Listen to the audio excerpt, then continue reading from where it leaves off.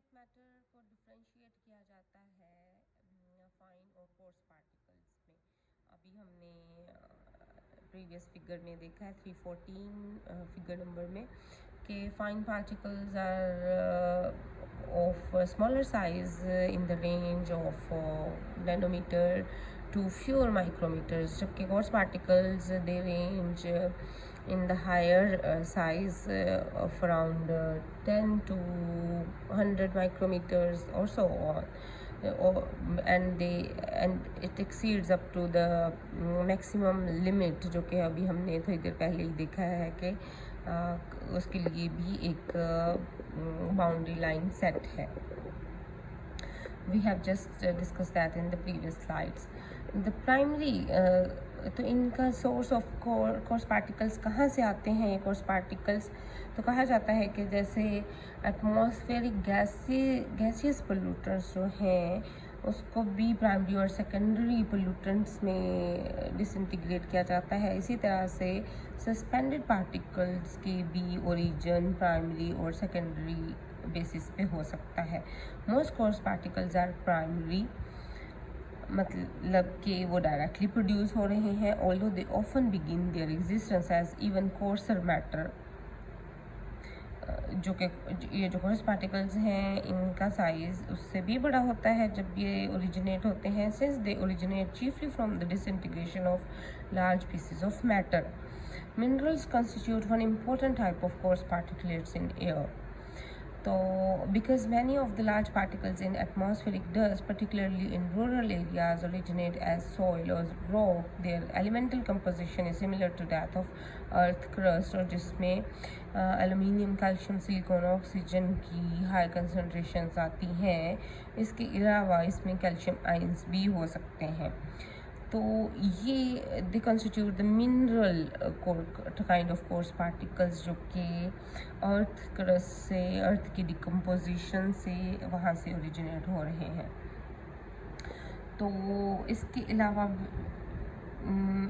ये इस तरह के पार्टिकल सोइल और रॉक ये जब डिसइंटीग्रेट होती है तो कोर्स पार्टिकल्स बनते हैं जिनको कहा जाता है even coarser matter.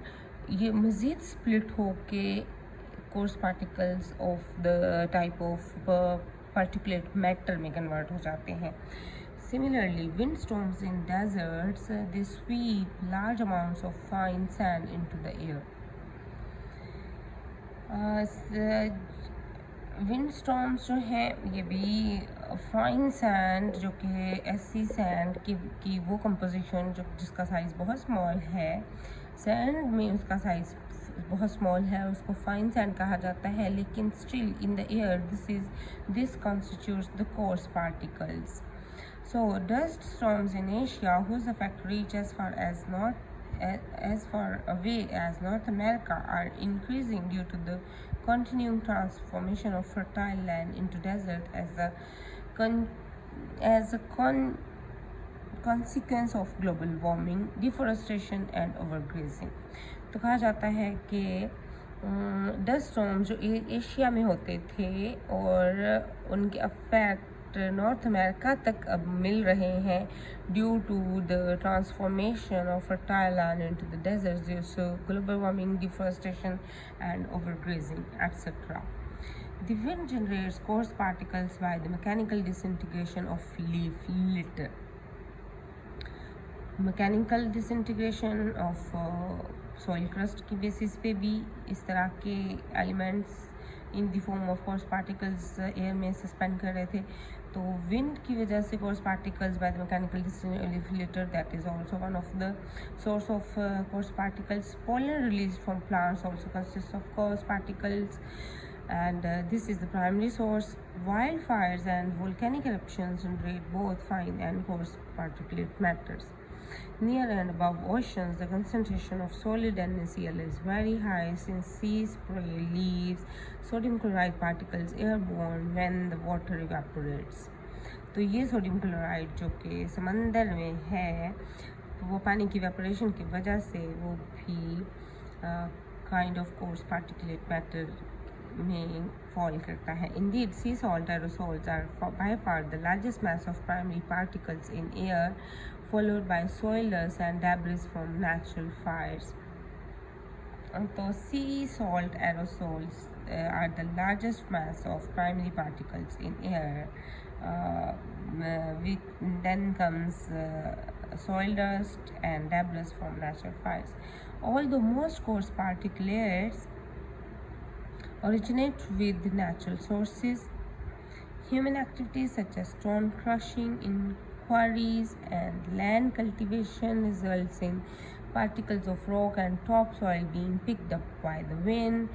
Human activities में इन चीज़ों से कोर्स पार्टिकल्स जनरेट हो रहे हैं.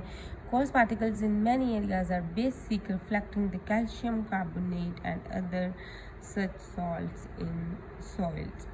तो और अगर कहीं और कोर्स पार्टिकल्स मौजूद हैं तो कैल्शियम कार्बोनेट या फिर इनके साल्ट्स जो कि सॉइल में मौजूद हैं उनकी वजह से प्रोड्यूस हो रहे हैं. And now coming to the sources of fine particles. Primary fine particles of anthropogenic origin include ones generated by the wearing of tires and vehicles brakes as well as the dust from metal smelting. वो particles जिनका size तकरीबन nanometre की range में आ रहा है या few micrometres, तो ये फाइन पार्टिकल्स की रेंज में है. और इसमें वो पार्टिकल्स हैं जो कि जिनका ओरिजिन वेयरिंग ऑफ टायर्स, जब that is due to the traffic. Let's say जब गाड़ी चल रही है तो वो resistance with the road tyres get wear off. उसमें से कुछ टायर्स के पार्टिकल्स लाइक कार्बन की फॉर्म में एयर में जा रहे होते हैं जो कि नज़र नहीं आ रहे होते. एंड व्हीकल ब्रेक्स की वजह से भी वहाँ पे बहुत ही फाइन पार्टिकल्स रिलीज़ हो रहे होते हैं, as well as the dust from metal smelting. इसी तरह से जब मेटल्स को आप कहें कि ज्वाइन किया जा रहा होता है, मेटल्स की स्ट्रक्चर फॉर्म करने के लिए, तो उसमें से जो स्पार्क निकलता है उसमें से भी फाइन पार्टिकल्स रिलीज़ हो रहे होते हैं. The incomplete combustion of carbon based fuel such as coal, oil, gasoline and diesel fuel produces many fine soot particles which are mainly crystallized miniature crystals of carbon. Consequently, one of the main sources of carbon-based primary atmospheric particles, both fine and coarse, is the exhaust from vehicles, especially those having diesel engines. वो गाड़ियाँ जिनके diesel engines हैं, ये basic source हैं both fine and course particulates का air में. About half of the organic content from heavy-duty diesel vehicles is elemental carbon. One can easily observe that soot as the black smoke that emanates from such equipment.